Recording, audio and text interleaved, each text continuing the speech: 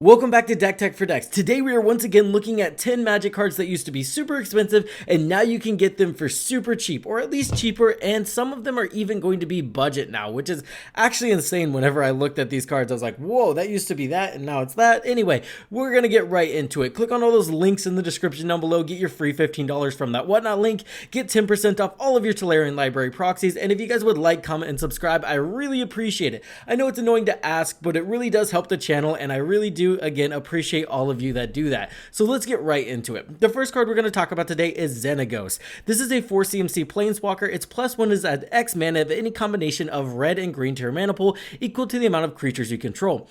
Then you can +0 it to add a 2/2 satyr with haste to the battlefield, and then its -6 is exile the top 7 cards of your library. You may put any number of creatures and land cards from among them onto the battlefield. Now the turn this guy comes down, he's not super powerful. This guy's 4 CMC, so he's kind of like a ritual. You cast him for 4, he's going to generate 5 or 6, and the next turn is where the real power of this card lies. Now you're just straight up adding 6 mana for free, 7 mana for free, and that's where this card starts to see value. And the decks that want to run him can probably protect him reliably because, again, these are board states that want to go wide, meaning you're going to have a lot of blockers to protect this guy.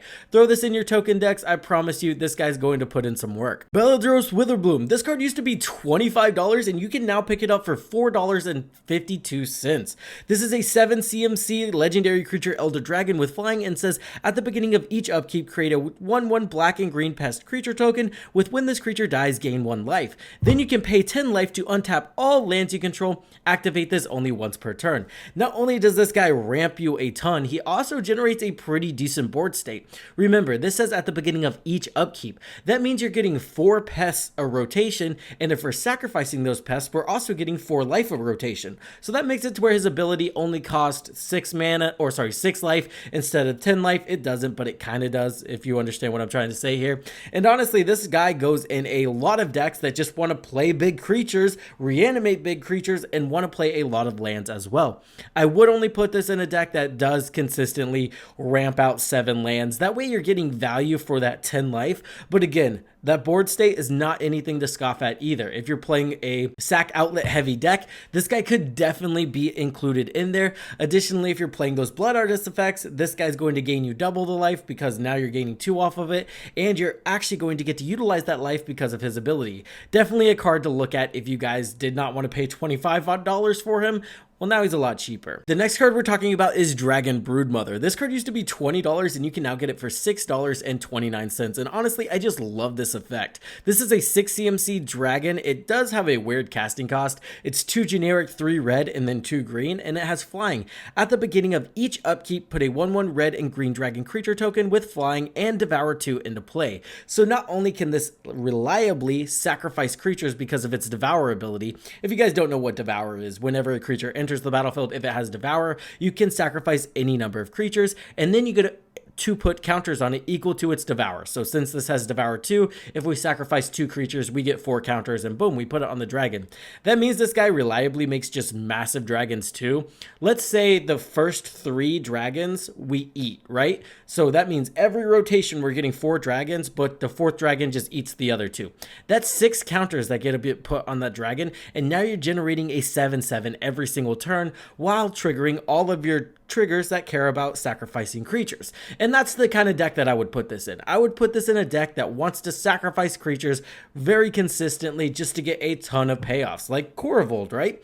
This would be a perfect card in Corvald, and like I said, it just generates a massive board state very quickly and massive dragons very quickly.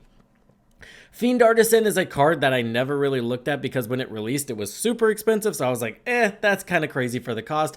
But now you can get it for only $3, and it used to be like $35, which is insane. This is a 2 CMC creature nightmare that says Fiend Artisan gets +1/+1 for each creature card in your graveyard. Then you can pay X in either green or black to sacrifice another creature, search your library for a creature with converted mana cost X or less, put it onto the battlefield, then shuffle your library, activate this ability only anytime you could cast a sorcery. So this is effectively Green Sun Zenith on a creature, which is actually pretty insane. You just sacrifice a creature and you can tutor for any creature in your deck. Yes, this is going to be amazing in combo decks, but honestly, just putting this in a deck for value, I don't hate that either. You just grab the most valuable creature you need, maybe it's something to remove something, and then that creature goes to the graveyard and you're probably in a strategy that's trying to reanimate the creature you just sacrificed anyway. This is very good if you're playing jank as well. Some people like to play Secret Commander. I am one of those people. So if you have a card that's really important that you get on the battlefield for strategies to work, Fiend Artisan can also do that. So it's not just for those combo players out there. Even you Timmy players can enjoy it as well. Guillaume Master Chef. This is a 4 CMC legendary creature troll warlock. Now this is the most expensive card we're going to talk about on this list. It's $11, but it used to be $25. So over 50% decrease. I think that's worth talking about. This guy spiked after the Lord of the Rings set because of all of the food synergies and just never really came down very much until now. And then this card has just been maintaining that $10 price tag. So I think it's worth talking about that he's not insane to buy anymore. Still expensive, but not insane to buy, if that makes sense. He has trample, and at the beginning of your end step, create a number of food tokens equal to the number of non-token creatures you had enter the battlefield under your control this turn. Then you can pay 1 to sacrifice a food, and target creature gains indestructible until end of turn. Tap it. So now we have a solid way to protect creatures and a solid way to generate a ton of food tokens.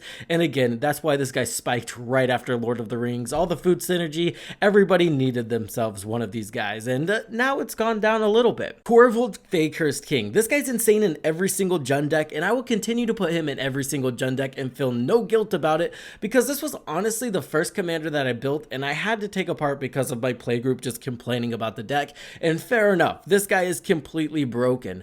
This guy maintained a $30 price tag for a little bit, and now you can pick him up for $8, and he consistently maintains $10. So anytime this card dips below 10, I'll pick up a couple, just because I love putting this guy in my Jund decks because of what Jund does and how powerful he is. This is a 5 CMC legendary creature dragon noble with flying, and whenever Corvald attacks or enters the battlefield, you get to sacrifice another permanent. Whenever you sacrifice a permanent, you get to put a 1/1 counter on Corvald and draw a card. The card advantage here is insane, and then Corvald just gets massive. Throw this in your Jund decks, throw this in your land decks. This guy just draws a ton of cards, gets massive, and starts beating your opponents in the face. The advantage here is insane.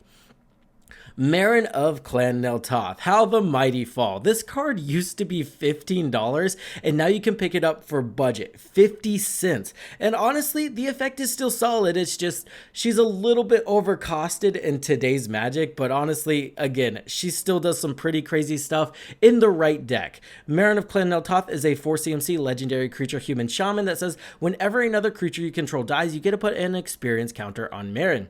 And then it says, at the beginning of your end step, choose target creature card in your graveyard. If the card's mana value is less than or equal to the number of experience counters you have, return it to the battlefield, otherwise return it to your hand. So out of the gate, you get an Eternal Witness that triggers every single turn and only returns creatures, which is pretty good. But honestly, you want to be playing them in the decks where you can get a high amount of experience counters on her, and then you're just reanimating one creature every turn, and now she's Shieldred instead of an Eternal Witness, right? Which is way better. The next card is Misra, claimed by Gix. Now this card was insane at release. It was like $50, then it maintained $30 for a little bit, and now it's finally at a reasonable price, and you can start throwing it in your go wide strategies. This card again used to be insane, and now you can get it for $5, which again, this card is worth $5. It's a 4 CMC creature that says whenever you attack, each opponent loses X life and you gain X life, where X is the number of attacking creatures you control. This guy also melds with a card if you attack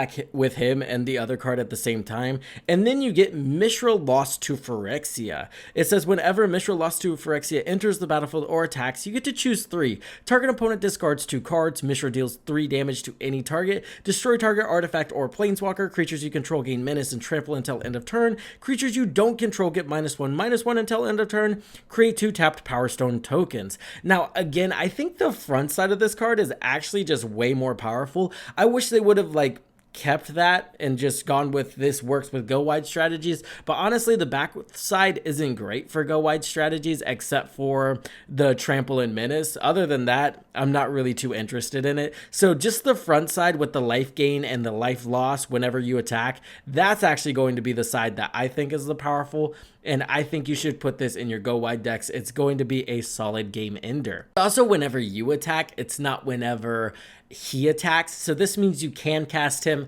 attack with your board, and instantly get the value instead of having to have haste or anything like that. Zenos God of Rebels. This card has maintained a $15 price tag and is now $6, so it's a solid time to pick it up. This is a legendary enchantment creature god that has indestructible as long as your devotion to red and green is less than 7. Zenagos isn't a creature. And then at the beginning of combat on your turn, another target creature you control gains haste and gets XX until end of turn, where X is that creature's power. So essentially you're doubling a creature's power every combat step. My number one favorite card to pair this with is Bloodthirster. Bloodthirster is a 6/6 that gives you an additional combat step whenever it deals combat damage to a player. It just only untaps itself, but that doesn't matter here because that is going to straight up kill a player.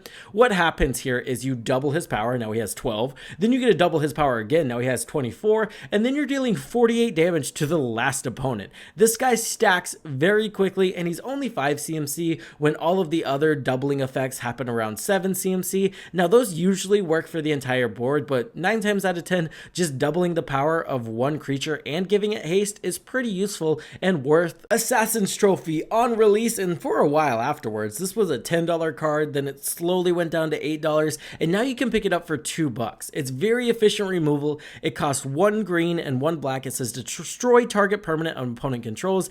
Its controller may search their library for a basic land card and put it onto the battlefield, then shuffle. I think this is going to be really good, especially now that we're getting lands with station printed on them that do Gaia's Cradle things. I think having more ways to destroy lands is just going to be the future of Magic, and this one does it very well. It not only can get rid of any permanent, but it also is going to get rid of lands as well, which I think we need to start paying attention to. That's going to do it for today's video, guys. Let me know if you guys are still enjoying these videos. We're done with all the monocolors. I've already done them. You guys can go look at those, but now we're getting into the multicolored stuff. I kind of went with the Jund theme with this one. That's going to do it for the end of the video, guys. Let me know if you're still enjoying these lists because I am still enjoying putting them out to you guys. With that being said, guys, I hope this helped you in your deck building endeavors, and I will see you in the next one.